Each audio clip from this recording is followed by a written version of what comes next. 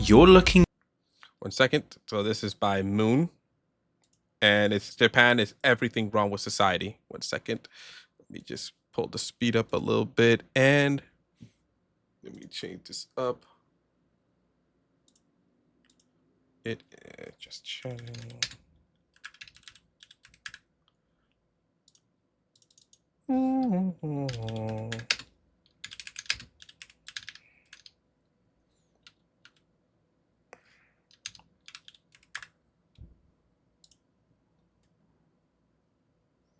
Okay, here we go. All right, let's start it.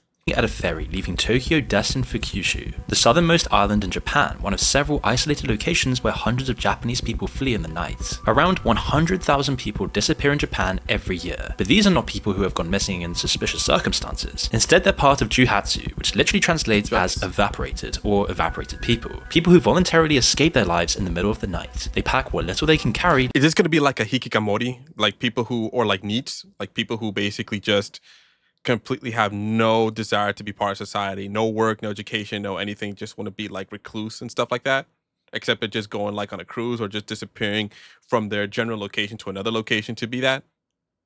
Because that's what I'm thinking. That's what popped up first in my mind. So let's see what he says. Leaving no forwarding address and just simply vanish. This isn't just a handful of desperate individuals. We're talking about the equivalent of a small city of people choosing to delete themselves from existence every single year. Some even hire specialist night moving services that help them relocate under cover of darkness to avoid detection, while some flee to the periphery. The fact that they have some type of service like that really shows you how bad society is right now in Japan, if not some aspects here in the West as well. That's fucking crazy, man. That you literally have a service to help you fucking just disappear. Either like disappear like off you, or disappear as in like move you to another location and just completely just like a type of witness protection type of shit where they just like your identity is completely just new. Hopefully it's the latter. Others find themselves in very poor districts like Kamagasaki and Osaka, otherwise known as the Skid Row of Japan, which have become like slums, something most people don't associate with a country known for being high-tech and ultra-clean. Some report not seeing their families for some 40 years, their wives and parents saying they just left with the clothes they had on. The juhatsu often flee death or brutal job situations with low pay and grueling hours. Others are fleeing domestic abuse, aka black companies. Partly driven by society's obsession with shame and the idea that family issues should remain private at all costs. And this is far from the only disturbing phenomenon that brings us inside modern Japan, a society in terminal decline, something that's uniquely Japanese but also a deeply horrifying warning for where the rest of the West is headed. Japan is quite literally everything wrong with society, because some people in modern Japan don't just have the will or courage to run away like the juhatsu. They choose a different way to retreat from society, finding themselves to a single room and rarely contacting the outside world. This is the bedroom of a hikikomori, one of Japan's 1.5 million social recluses who have voluntarily withdrawn from society. The windows are covered with thick blackout curtains. Hold on 1 second. Hold on. Are these piss bottles? Social recluses. Are these fucking piss bottles or is this iced tea? Some of them is clear like water, but it looks like fucking piss bottle. That's fucking gross. Oh man. And the imprint of like their like body and BO that's meshed into the wall. That's crazy. And you know these fucking like linen have like bed and linen bed, like beds from the linen have not been fucking washed. Ooh, that's fucking gross. If I'm gonna be a hikikomori, me personally, I at least want to keep myself clean. At least, man. Oh man.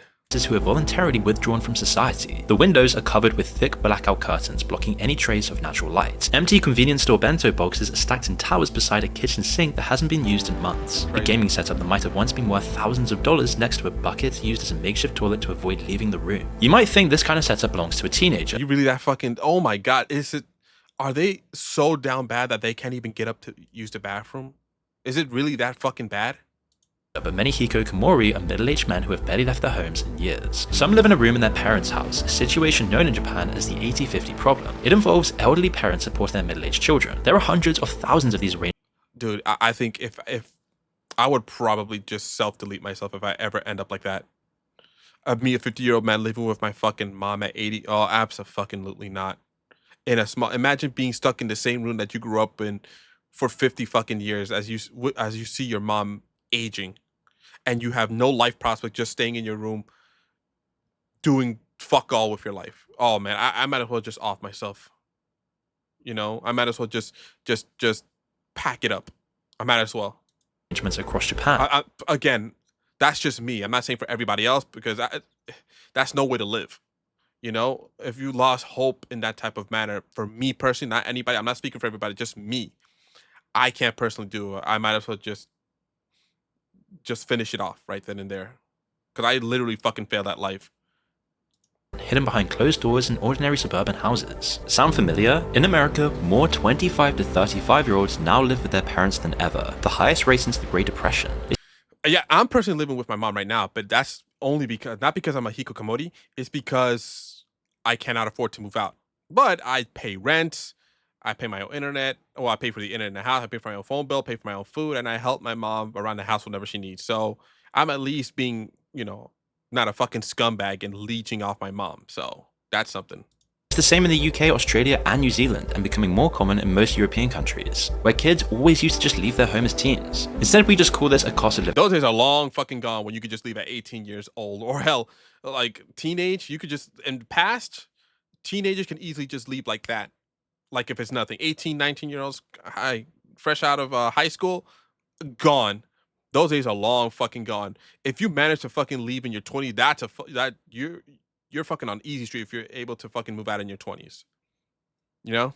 Crisis, but Japan shows us where this leads when it becomes permanent. Really, they're just a few years ahead of the West. The parent or parent, nearly always a single mother, are forced to accept the situation despite it bringing shame on the family. For those who won't escape or seal themselves off from the world, there's a more permanent exit route. Japan's unaliving rate has declined in recent years, but is still exceptionally high for a developed country. Yeah. But what's strange about it's true, I was going to mention that. They're also going to mention, I'm not sure if you'll mention the forest where people go to off themselves again. And I don't know, it's between Japan and South Korea when it comes to the offing rate. You know, it's between one of those two, because I know South Korea is going through the same problem with their society, but I think South Korea is probably a even more worse case. You know, I don't know. It could be either one or the other, Japan or South Korea. Chat, let me know. It really isn't the numbers, it's how society views it. In most Western countries, unaliving oneself carries heavy moral stigma. In Japan, not so much, as many still believe it's better to die than live in disgrace. An ancient... So is that seppuku? Are they talking about seppuku? Or was it seppuku or harakiri? It was one of those two. Sorry if I'm butchering my Japanese knowledge. That it's one of those, either seppuku or harakiri. Mindset dating back to the samurai era that hasn't completely disappeared. During the 2008 financial crisis, rates soared as people viewed it as taking responsibility for their failures. Train delays due to human incidents are so common in Tokyo and other cities that train operators are coming up with some creative solutions, like installing blue mood lighting at metro stations, and playing catchy melodies to distract people from their thoughts. These forms of extreme escape are all just the tip of a much bigger iceberg. They tell us about something happening on a much wider scale across Japan. Millions of Japanese people, especially the younger generations, are retreating from social life, and this all helps explain why the country is on the brink of a huge demographic collapse. The fertility rate has crashed to just 1.15, meaning the average Japanese woman will barely have one child in her lifetime. In Tokyo, where almost everyone lives, it's even worse, with the fertility rate falling below 1 for 2 consecutive years. For perspective, you need a fertility rate of just 2.1 to maintain your population. At this rate, shit, basically 2. That's all you need, just 2 kids to keep everything afloat. Women in it's not even just in Japan or South Korea. It's everywhere, like every first world nation in general. No, women don't want to have kids like that. You know, Japan's population could more than halve in less than 100. But I do agree with it. If no one should ever force a woman to have kids if she doesn't want to, but never stick around with a woman who basically said that she doesn't want to have kids to try to convince her to change her fucking mind. Never fucking do that shit. If she made her mind up that she doesn't want to fucking, have children, that's it. Just leave it at that. Respect the decision, but you don't have to stick around. Just cut your losses. Go find another woman that actually wants to have children instead of, trying to change your mind, or worse, trapping her with a fucking baby. Don't fucking do that dumb shit. My bad about that little rant. Let's continue. Years. It's actually really difficult to get your head around what this means. Just imagine the town or city where you're living in right now and cut half of everyone out of the picture. We're talking ghost towns, hospitals without staff, trains and buses without drivers. Low birth rates are definitely a global issue, dropping below replacement levels across Europe and the US. You'll struggle to find a Western country where fertility hasn't hit record lows. Across the UK and most of Europe, women are just having one child at most. And if we carry on like this, by 2100, only 6 countries in the world are expected to have fertility rates above replacement levels. We're all sliding down that same demographic cliff. In Japan, the impacts are everywhere. There are an insane 9 million properties sitting empty across the country right now, and thousands of schools are being forced to close, which not only concentrates people in the cramped cities, but also results in huge job losses. The truth is, this demographic death spiral is so bad that people aren't even trying to find partners anymore. In fact, nearly 30%. Yeah, I heard that in the past, like maybe 10, 20 years ago, they used to have a shit ton of love hotels where basically you go there to fuck. And nowadays, those hotels are just regular hotels now, since no one's even, hell, not even the children. It's the fact that they're not even having sex anymore. Like literally, a lot of people are just fucking celibate. Like you can't find nobody, or they just don't want to find anybody. Of unmarried Japanese adults have never been in a single relationship. Crazy. Compare this to America, where only 60% of young men are now single, double the rate for women. Dating apps have turned relationships into a commodity market where most women compete for the minority of men, leaving everyone else behind. Dating apps are also flooded with people who never actually want to meet. In fact, it's even hard to find. It's kind of like a look at this. Are you serious? Look at that. Really? You think we don't notice the tentacles? Give me a fucking break. But like I was saying, you think that it kind of makes me feel like most women, not all like modern women, they would rather be a fucking, how would you call it? A side hoe or a side chick for a high value man than be a wife or at the very least a girlfriend for just a regular guy. And most women are just regular women. Most women are not these, oh my God, super gorgeous girls like that. That's the crazy part. Hey, but again, we have free will. They could do whatever the hell they want. You can't force them to change. You can't do anything about it. They have to live with that decision. That's it. So, I'm not here to change anybody's mind. I'm not here to convince her that that's the case. I'm not here to do any of that. If they want to fucking do that, if they want to go through their life like that, that's on them. Shit happens. Find a plain normal photo of anyone at all. And when dates do happen in real life, cultural conventions tend to get in the way for both Japanese people and outsiders. Casual meeting is seen as too forward. Formal dating is seen as too serious. There are so many barriers, and the shame of failure is extreme on top, which only pushes people towards a more dystopian virtual form of dating driven by virtual relationships. AI girlfriend apps have exploded in popularity, but some companies have taken it to the next level. The Gatebox device offers a holographic companion named Azuma Hikari, who lives in a glass cylinder inside your living room. She'll text you throughout the day, controls your I saw somebody that tried to I think they did marry a Hatsune Miku virtual thing of this looking. That's imagine being so down bad that you would that you have to fucking subject yourself to marrying an inanimate object, a hologram or some shit. That's crazy. Or a body pillow. You know damn well, bro, that you're basically just cooked. You might as well. You got to get your shit together. You got to get your life in order if that's the case. You gotta. Home devices and provides emotional support whenever you need it. And since its release in 2016, the company has issued 4,000 marriage certificates to men who have wed their digital companions. My God. While the West faces a dating crisis, Japan just said screw it and industrialized. I'd rather just be alone than do that. I'd rather just be straight up just alone for the rest of my life than do some shit like that. The entire thing. The sex industry there isn't only about hooking up, it's about buying human connection. Host and hostesses bars where you literally pay someone to sit there, listen to your day, laugh at your terrible jokes, and act like they're interested in whatever boring stuff you want to talk about. As for Japanese women, there's this idea called the Christmas cake mentality. Women like Christmas cakes become undesirable after the 25th. You're supposed to find a husband and start having babies before 26, or you're considered damaged goods. Many also need to work full Oh, so it's like the Chinese model then. Because China is kind of similar to, I think it's like 28 or something like that. time because single incomes don't cut it anymore. The beauty standards that enforce this are absolutely brutal. Double eyelid surgery has become so normal that parents give it as a high school graduation gift. So now it's become like South Korea now?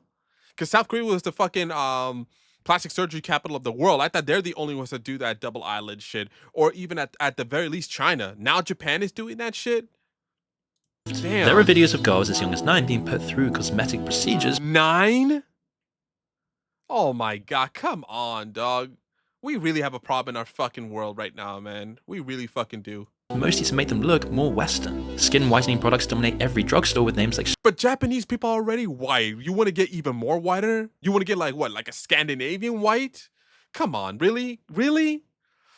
Oh, like Northeast Asians are already white. Why do you need to do that even more? You're really gonna fuck up your skin like that? Come on, dog. Snow Angel and Pure Ivory. Having plain skin signals you're refined, wealthy, marriage material.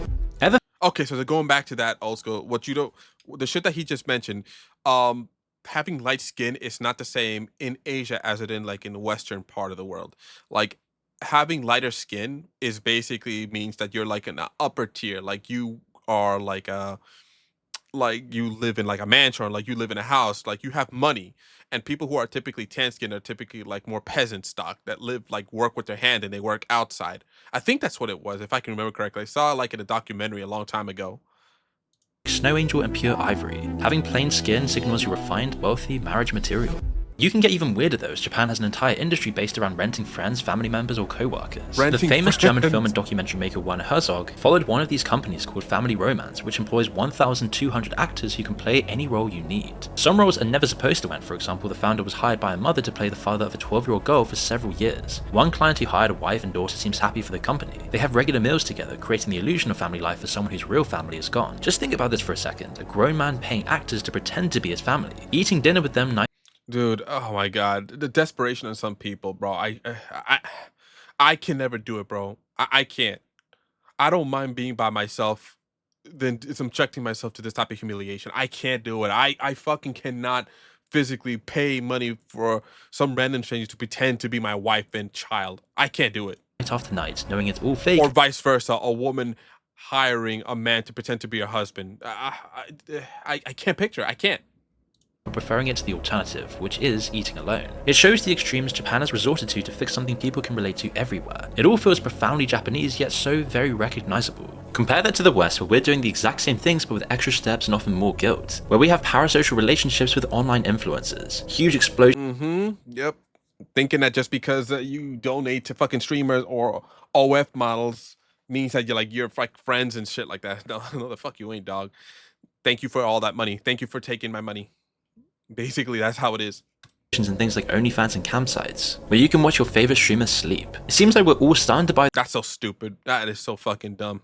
the same product that Japan is, but we're just less direct about admitting it. So why has it come to this? Why is Japan's extreme culture destroying its youth and ultimately the entire country? Well, we can find some answers in Japan's notoriously brutal workplace. Japan's economic Black companies. Please mention black companies. miracle, which started in the 60s and saw its economy grow by some 10% every year for over a decade, was built on a simple promise. Work hard, be loyal to your company, and you will be rewarded with a job for life, a decent salary, and social respect. However, It was the same in the West, basically.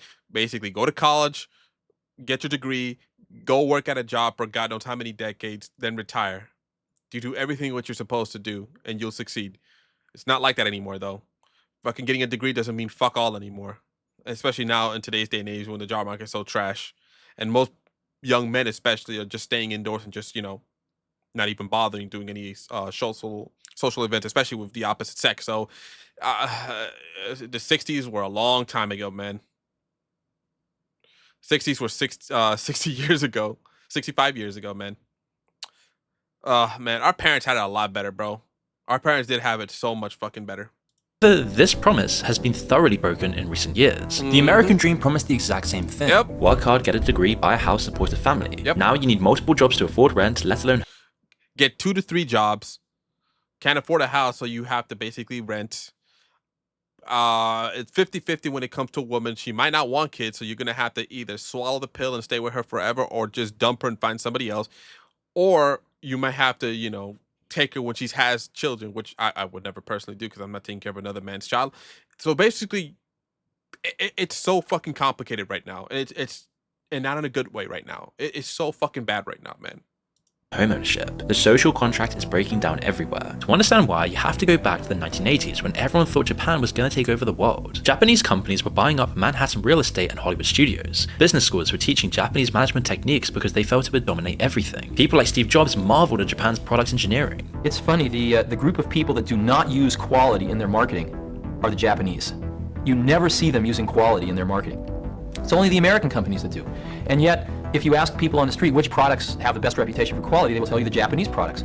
Now, Yeah, I remember back in the 90s when I was a really young kid, so many fucking Japanese products were just like all over the place. Sony, I think, Sony was the main one, but I think Panasonic was another one, or JV, something else, like camcorder, stuff like that. Those were like quality products that last you a long fucking time. And also, my parents had a fucking, at the time, a Nissan Maxima, and that car lasted us for 25 fucking years. 1991 Nissan Maxima, and that car lasted for like 2 decades, like 2.5 decades. That car lasted us. It was so fucking reliable. It was just so fucking good. why is that? How could that be? The answer is because customers don't form their opinions on quality from marketing. They don't form their opinions on quality from who won the Deming Award or who won the Baldrige Award. They formed their opinions on quality from their own experience with the products or the services. The country seemed unstoppable, but then the bubble burst in 1991 and Japan entered what economists called the lost decades, 30 years of economic stagnation that continues to this day. Property values collapsed, the banks failed, and companies started mass layoffs. But instead of adapting, Japan doubled down. The corporate hierarchy remained, the work culture just intensified to make up the difference. Walk through Shimbashi Station at 2 AM today and it's very common to see men in suits strewn across the roads and sidewalks. These are Japan's salarymen, office workers who've collapsed on the streets, sometimes from exhaustion, sometimes from alcohol, often a mixture of the two. Until everyone had a camera on their phone, most probably wouldn't have imagined the carnage brought upon Japan's richest districts at night. But that's exactly Oh my god, this camera on guy right their here. phone, most probably wouldn't have imagined the carnage brought upon Japan's richest districts at night. This guy's probably fucking soliciting this girl for favors, if you know what I'm fucking mean. Yeah, this fucking dude. I've seen a lot of this shit in like an anime, but I thought they were just I thought it was just anime. But there are some things that's born from truth that anime is projecting to the whole world. That there are some things in Japan that is just fucking just crazy and it's all fucked up. Well, one of them is these old ass middle-aged salarymen soliciting favors from these young girls. These young girls, like the age of consent is like what, 16 over there in Japan. So it's like, it's fucking gross. I'm gonna say that it's fucking gross. But that's exactly what it looks like, with bodies slumped on the roadside, vomit on the floors, police dragging people off the metro platforms, and rubbish piled up and overflowing out of the bins. In some cases, these salarymen will be returning from nomikai, mandatory corporate drinking sessions that aren't really optional if you want to keep your job. The rules are bizarre and deeply hierarchical. Junior employees must constantly refill their seniors' glasses but never pour their own drinks. You're expected to match your boss drink for drink, even if he's twice your size and has been doing this for decades. Leaving before your superior is considered deeply insulting. Some stay out all night until the first train starts running again at 5 AM. It's not uncommon to head into clinics for an IV drip of electrolytes and nutrients to somehow function at work the next day. Look at this one, which advertises itself for those in Tokyo seeking quick recovery after social drinking events, those with fatigue and dehydration after alcohol consumption. Or this one, recommended for those who have consumed too much alcohol. Travelers have been heading to 7-Eleven shops and pointing out the huge selection of colourful bottles the Japanese have invented to cure hangovers. But that's sometimes not enough, because for those who can't handle it, there's always karoshi, literally meaning death from overwork. Thousands of families file compensation claims annually for people dying from— I can never do that.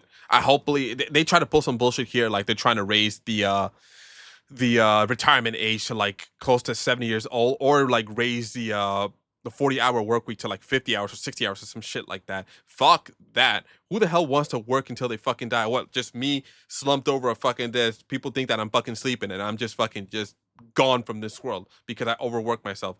Or I can't do it. This is like the worst fucking nightmare for me. It's just dying at work. Dying doing something I have no passion on doing. Because let's be real.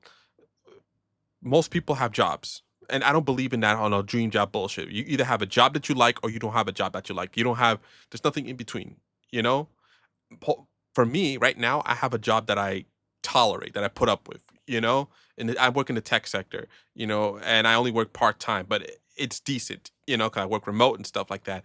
But I would never work for a company that's asking me to fucking do 60 to 70 hours a week, you know? But granted, if I start out in a new company and I want to show myself, for the most part, I'll probably stay maybe a few hours every single day. Just a few. All right, nothing crazy, nothing fucking insane.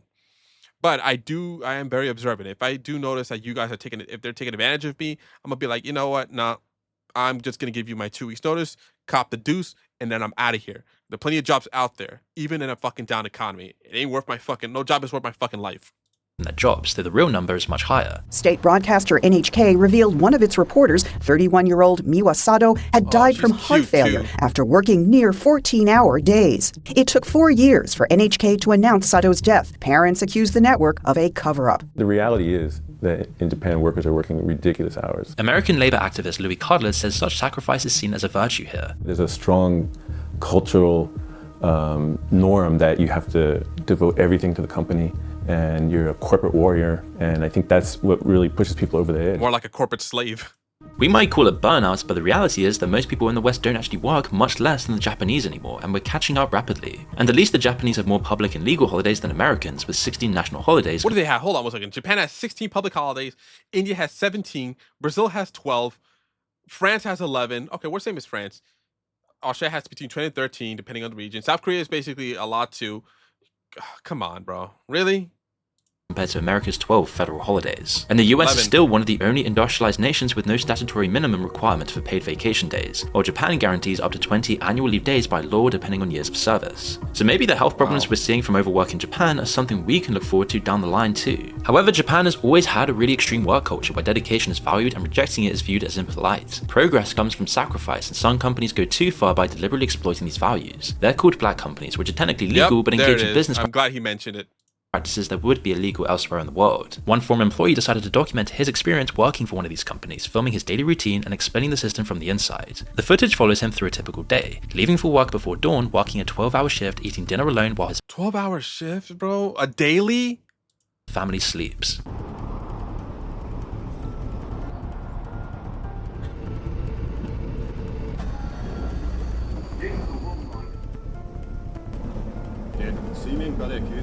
Sharp. I remember also Sharp was a really good brand back in like the 90s as well.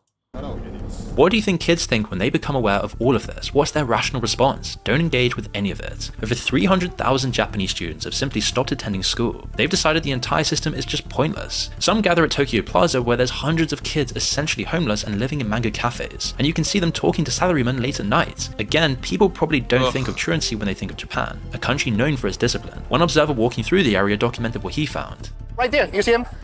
Some of them.